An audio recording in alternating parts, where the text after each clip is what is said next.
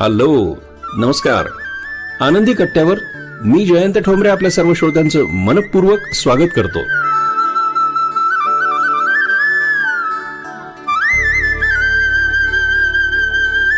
श्रोतो नमस्कार.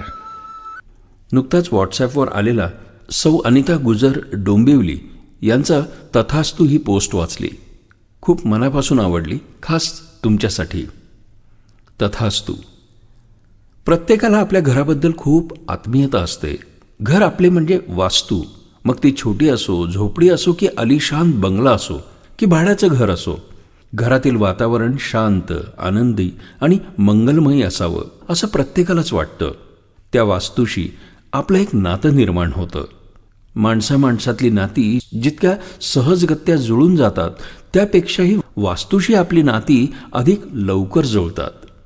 खरं तर जी वास्तू आपल्याला परकी असते, पण काही काळाच्या सहचार्यानंतर ती वास्तू अगदी आपलीशी होते.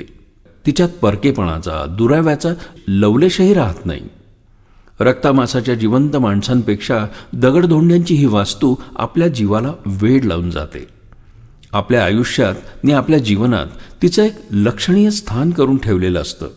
हे स्थान इतकं अढळ असतं की ती वास्तू सोडली तरी तिचे स्नेहल धागे आपल्या मनाच्या कोशाभोवती जी वीण विणत असतात, ती जसजसा काळ जातो तसतशी ती अधिकाधिक घट्ट होत जाते. गाठीचं नीरगाठीत रूपांतर होऊ लागतं आणि ही नीरगाठ सोडवण्याचा आपण कधीच प्रयत्नही करीत नसतो, कारण ती न सोडवण्यातच आपल्याला एक अपूर्व असा आनंद मिळत असतो.